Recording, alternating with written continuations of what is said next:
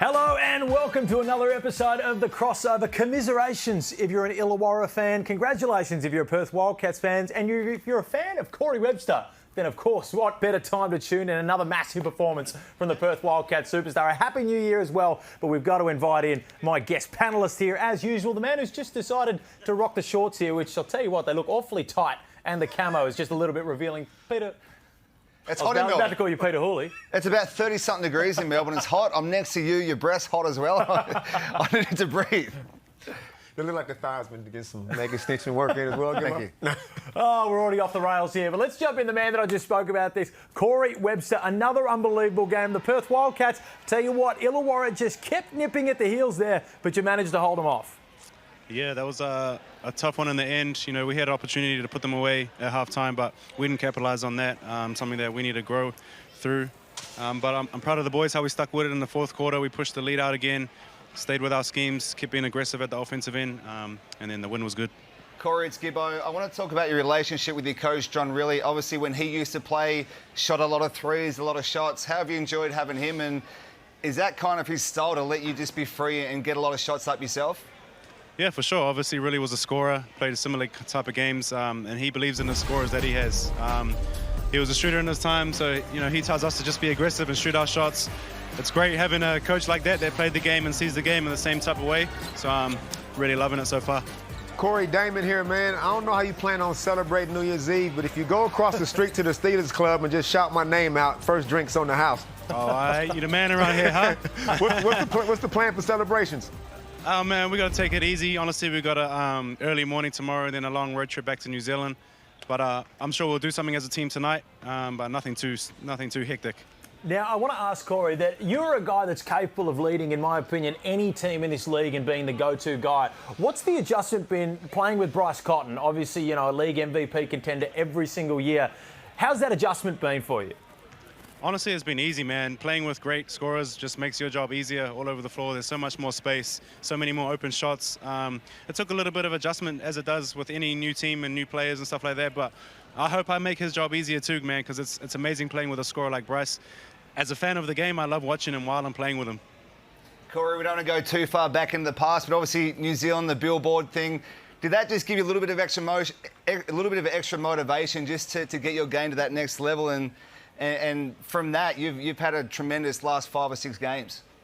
Yeah, for sure, man. That was a little bit disappointing, honestly, from a club that you know, I gave so many years to, gave my heart, soul, and blood, sweat, and tears to over the years. And it lit a fire under me a little bit. I shouldn't need any extra motivation. I don't really, but you know, it always helps. So, you know, since then I've just tried to stay aggressive and stay consistent. I'm loving being back in the starting lineup as anyone would. So, trying to make the most of that. Now, Corey, the news has only just come out. You can tell me to absolutely stick it if you don't want to answer this question. But your brother, another superstar player, are we going to see him in a Wildcats jersey? Watch this space. Hey, that's all I need to hear. Hey, thank you for joining us, man. Congratulations. Keep this form going. Get into the finals, and we're going to see a massive performance from you. Love it. All right, thanks, guys. Appreciate it. Thank you. That is all we need. Watch this space. Watch this space. No one says watch this space if it's definitely going to be a no. So on that topic, we need to discuss Tai Webster, released from his Turkish team, I believe it is. Now, released, that doesn't really mean anything. Players get released from these European teams all the time. If Olgun says it, it's 100% true. Sources say. Now, that source, in my opinion, is either Tai Webster himself or someone directly related. Somebody's snitching. Olgun's got moles all over the place, so I don't think it'll be a good fit, though. Ty's obviously a baller. Let's make no mistakes about that. But in that Perth lineup, I just don't see how it fits. My issue here, now I've done a bit of investigating, and I mean, I Google searched this about 5 minutes before we came on air. But the Breakers still have the rights to Tai Webster because he chose to go over to Europe because he didn't want to get vaccinated. Now, they still have his rights. They don't want the Perth Wildcats sneaking up and winning too many games. They have the choice to release him to the Wildcats. Now, if I'm the Breakers, they play them twice before the deadline. You need to play, I believe it now, I'm wrong on most things, but I believe it's 7 games before you can qualify for the finals. If I'm the Breakers, I'm saying, hey, you can go to Illawarra. I can't believe I'm saying this, but you can go to Melbourne, but you ain't going to the Wildcats. Yeah, look, it's a great point you make. Thank you. Which doesn't happen often. I agree. I think yeah, if you're the Breakers, you're probably not going to let that happen. For Corey to play, he said all last year that to play with your brother is something pretty special. So I hope it does happen. But you're right, if the Breakers are smart, which I think they are, they won't. That won't fly. No, I think it'd be stupid from the Breakers. And I hate to see it because I want to see Tai Webster in this league, but you've got to play smart ball if you're the Breakers. Now, 40 has said something in the media. Adam Forde, the head coach of the Cairns Taipans, my favourite coach. I'm legally bound to defend him at every single moment because I love the man. I love the way he coaches, but he might have just put a foot wrong in the media for me. Let's have a listen to this grab. I'm asking for protection for Keanu out there because, you know, they make no secret about him being targeted. They make no secret about him being a key focus of their defence. But the reality is he's so dynamic and so athletic and so gifted that they don't have anybody necessarily capable of defending him one-on-one. And because he's not a off the on-ball back to the basket, his double teams are coming at a point where he's going downhill. You know, this jeopardises what we're trying to do throughout the season. This jeopardises our season because we don't have the luxury, right, to bring someone else in, an NBA champion mid-season. Yeah. 40, Keanu, if you need protection, I will be on the next flight to Cairns. After about an hour or so at Gilligan's, I will be there at the arena and I will provide protection. But the word that just triggers me a little bit there is targeted. Now, we've watched the footage. It was rough, but it was a physical game. I don't think he's being targeted as such. No, I don't think that was targeting. That happens in every game to set the scene. Bryce Cotton, Golding, all the best players, they get that. So as you come through my path, I'm going to hit you, and hopefully the ref doesn't call it. They called it in that game. Now, the Mason Peatling where he landed on his foot, that should have been called a foul. I think it was an accident, but you're the best player. You're going to get the best defence, and it's just part of the game. Absolutely. If you're not targeting Keanu Pinder, then I don't know what you're doing. Your scouting report's all screwed up if you're not targeting that guy. You got to take him out in a legal, fair way. That's all we're saying. Because, like, back in the day when the Scott Fishers was playing and Andrew Vlahoffs, they targeted everybody. So this is just part of basketball. Keanu just got to learn how to protect himself and keep going. And that's the hard thing. If you make more of a scene about it, does it potentially happen more? That's a tough one. But I do like that Adam Forde, at the end of the day, he's protecting his players in the media. And after some of the stuff we've seen this year, I love it. A player that coach is going to come out and protect his players. So at the end of the day, 40, I'm with you on this one. I'll see you at Gilligan's very, very shortly. But Melbourne United as well. A press release in response to this? Stop it. A press release? Stop it. No, they didn't. A press release, a statement. Oh, look. You would have thought this was the biggest incident of the year. Was he assaulted in a nightclub? What happened here? That 3 paragraphs? 3 paragraphs. A lot of typing. Rejects comments made about the team in the media by the Cairns Taipans Adam Forde.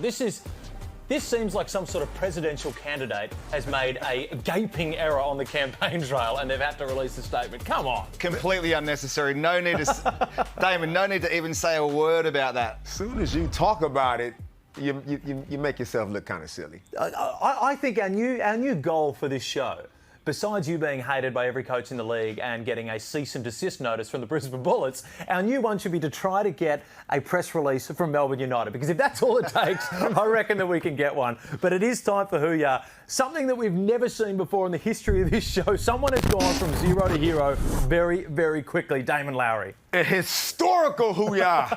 Never before has a team got to harden up and backed up with the Who Ya. Now, the basketball guys had the Brisbane Bullets firmly in the sleeper hold. You guys was ready to tap out. You hit rock bottom. And this is where Who Yas are born. This is where emotional resilience and grit comes to the forefront. You guys got on the front foot. First thing that happened, the owner showed up. Jason Levian comes in, hops on Liam Santa Maria's Huddle podcast, put a face in front of it. And then the second thing you did, Peter McClellan came in and said, Greg Vanderjack, you're coaching for the rest of the year. You had to get some stability in place. And then the third thing you did is at home against Perth Wildcats, you beat them in overtime. Great job. You showed heart to do all of that. So, fellas, Greg Vanderjack, your first win as a head coach. Who y'all to the Brisbane Bullets? Hell yeah! Yes! I knew it was Yes! dope. Yeah. I was not going to go 0 for 2022. Who y'all, Damon? All of this yah-yah, apparently you still have to attend court for that cease and desist notice from the Brisbane Bullets. But on the Brisbane Bullets, is this just peak NBL media? That you can be trashed and trashed. The worst. GM out of there, owners out of there. You win one game and all of a sudden Vander Crack, whatever the hell his name is all of a sudden in the running for Coach of the Year. Well, Greg Vanderjack, but correct. It's like an MVP. You can be an MVP favourite, then you're down the bottom. Someone else lifts up, so 100%. But I agree, Damon. Well done to the Bullets. Good on the Bullets. You got to just be able to just keep showing up, keep putting one foot in front of the other. Now, even though... Hold on. They went from being criticised non-stop to just put one foot in front of the other. Even though they kind of blew that last game against Adelaide, the wheels are already in motion. I can see some steps. And you know what I would do if I was you guys? Now... Retract that season. No. This is what you do. Gorjak Gak, DJ Mitchell... Tanner Krebs, 3-year deals. Sort them dudes out right now. That's your young future. And then build around them 3 guys. And Sobey, of course. I'll tell you what I'd do with the brothers of Brisbane Bullets. I wouldn't watch the crossover. That's probably the first step to just keeping that mental health really strong. One, before we throw to the ad break, Xavier Cooks. Now, I tuned in for a little bit last game. Virtually unstoppable. He's also an unselfish player. So he's much like Mitch Creek, in my opinion. We don't get to see him at full strength because he's unselfish. He takes the shots that he's given on an offensive powerhouse team. Should we just hand over I believe it's one of those ones up there, the MVP trophy right now, or is your man and my man, Mitch Creek, just a little bit too close? See, typical media, he has 2 really good games and you just jumped ship. You know, Creaky last week, he hasn't played a game since Zave's had his 2 great games and he's in great form. But calm down, slow down, let's see. There's a lot of basketball. I think Corey Webster's a legitimate MVP chance. Zave is playing outstanding. Mitch Creek is playing outstanding. Bryce Cotton is playing outstanding. See, this is the one I don't really understand. I don't see it for Bryce this year. And maybe it's voter fatigue. I just don't see it for Bryce this year. My thing has always been the best player on the best team. Now, Boring. four guys are legitimate MVPs. But if your team finishes on top and it happens to be the Sydney Kings, I can't go past Xavier. That's my thing. Look, I'm not best player on the best team, but right now Xavier Cooks is by far the best player on the best team. Coach of the Year, we're going into coaching awards. I believe that's the one with the great Lindsay Gage standing on it. Chase Buford. Here's why I can't give Chase Buford. Well, you go ahead and give Well, him. not from your theory. I just... Best team in the league, best coach. Yeah, but see... What's the difference? I added an extra wrinkle. Oh, okay. Press conference shenanigans. Chase is a little bit too loose for my liking. Hey. He's getting himself suspended. There's a lot going on. I'm not one to call out hypocrisy, but if you're going to talk shenanigans, then you're not going to get best crossover panel member if that's the case. Well, anyway, that's enough rah-rah. Let's get to the break. Plenty coming up next, including Sydney, Tasmania tomorrow.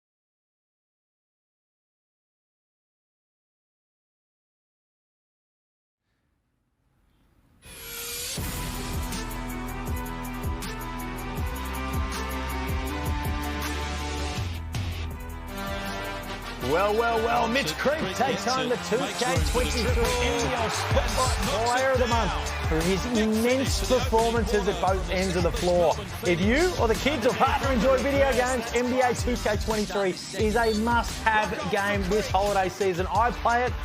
Gibbo, you play it. Damo, you're too busy running marathons and doing wholesome things to be playing video games. But how good has Mitch Creek been? Well, incredible, and that's why I just mentioned just before the ad break that he's in MVP form. 46 points against the Sydney Kings, the best team in the league. It was incredible, and he put on a show out there in Gippsland, but he's been in incredible form. He's carrying his team. A lot of injuries, and he's doing a lot of work for them, so he's right up there. Well, talking about, we're talking about Luca Doncic, one of the best games of all time. That was, for me, one of the best games that I've witnessed from an individual in my time watching the league before all the old heads start jumping on it and saying, oh, this Vlahov in 1946. No. That was one of the best games that I've seen. But it's time to get to Commentator Watch, because there's a whole bunch of festivities happening with the commentators. But my man Pete Hooley, we'll start off with him because recently he's had a kid, so finances might be a little bit tough, I can imagine. But one of these comments just caught me off guard.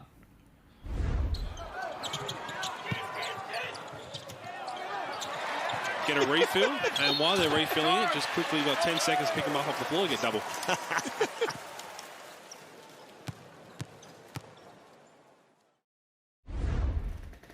Now, Hooley has never been one to buy his own beers at the bar. I will say that. I think I'm still waiting for a round from the Espy from about 3 years ago from Pete. But picking the Nuggets off the ground, is that a financial issue or an occupational health and safety issue? Well, it's both, but you said he's just had a kid. Times are tough, so he's saving every penny he's got. 5-second rule. Love it. Well, what about my man Derek Rucker as well? Now, his head was awfully shiny, I noticed, on the Christmas Day game. And look, just a little bit of help there as well. Maybe that's what we need.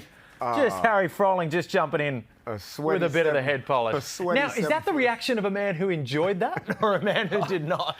I'm not sure. Derek, very shiny. It was hot in Brisbane that night as well. Now, Felix, you've had a very busy Christmas. If we can see some footage here, Rajon Tucker's brother, interview, I think the open air game, rocks up. What was your first thoughts when you seen a watch on both of his shoes? Well, I said, how do I steal them when he's not looking? Those look like two Rolexes sitting there on the laces. But now, I understand American fashion is a lot different than what we've got. So I will not pass judgment because I've worn some heinous outfits in my time. Definitely something you could use. Now, this is the best thing. Now, his mum already has a microphone. You decide, you know what, let's get double audio and go with the double mic. What went through you? What were you thinking there with his poor mother? In my defence, what she was saying was good enough to garner 2 mics. And then Felix, Christmas Day. This happens. Beautiful day. Obviously, Christmas morning, did you get the gifts that you wanted? Not really. I mean, I wanted a watch. You wanted a watch? Oh, well, you know what? Come on, Mum and Dad.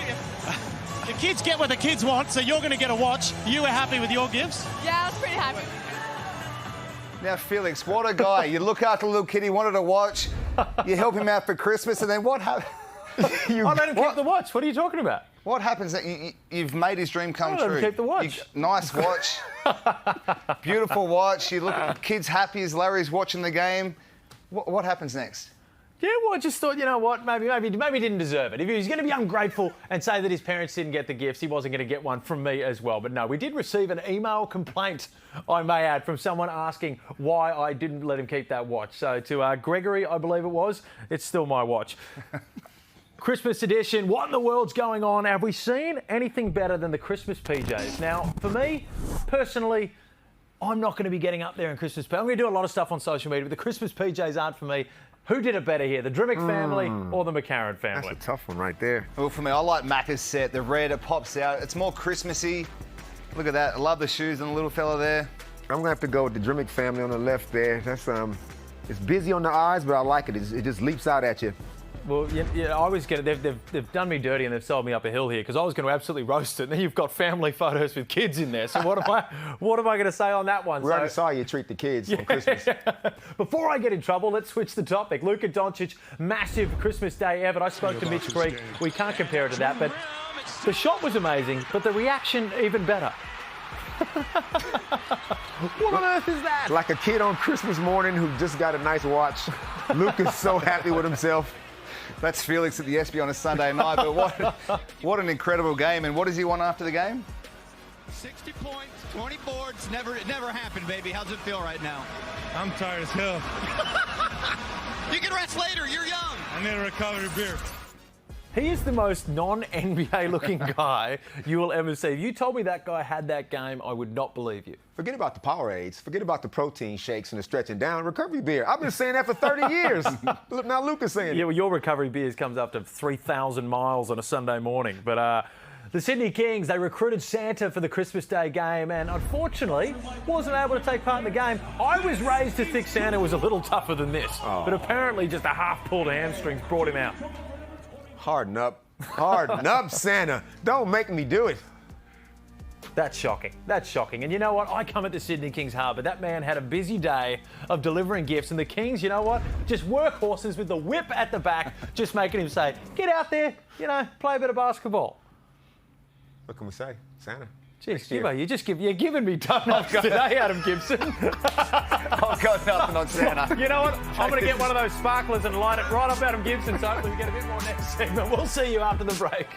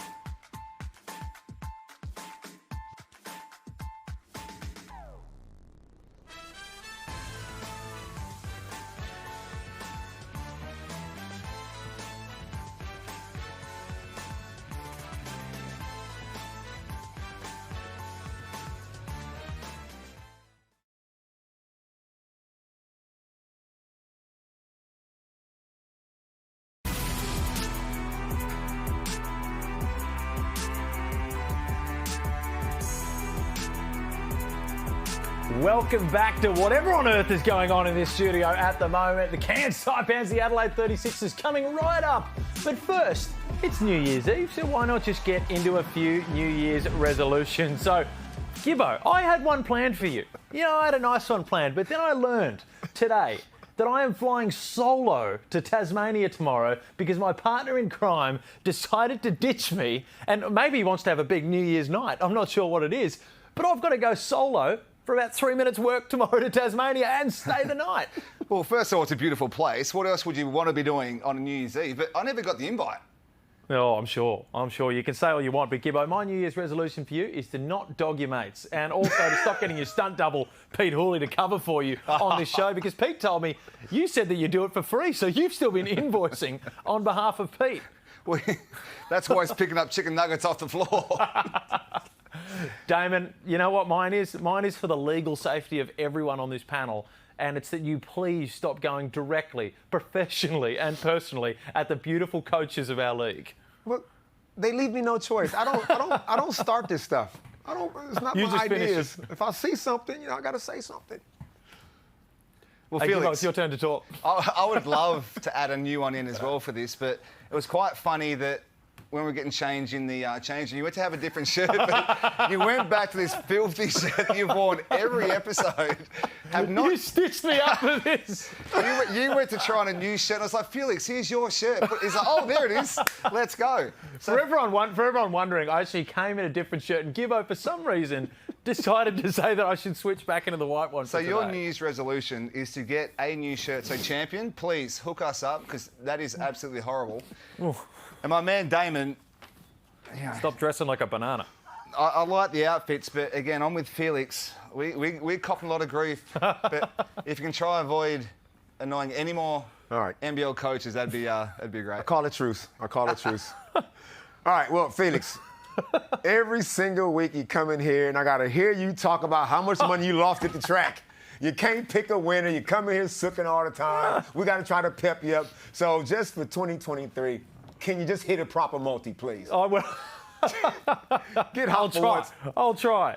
Now, apparently you had a different one. We've just gone rogue. Oh, yeah. I got to tune into that show. I want to tune in for real. How much time I got to spend? Give up my man. AG1, give him your big joint a plug. Turn it into a juggernaut. Make those little kids be better than what you ever were on your best day. Won't take much. That's going to be tough. No, I like it. Hey, if anyone wants to come down, check me out online. We'll love to work. AG1.com. Maybe we'll get the big man in. AdamGibson1.com. Come check us out. Hit me an email.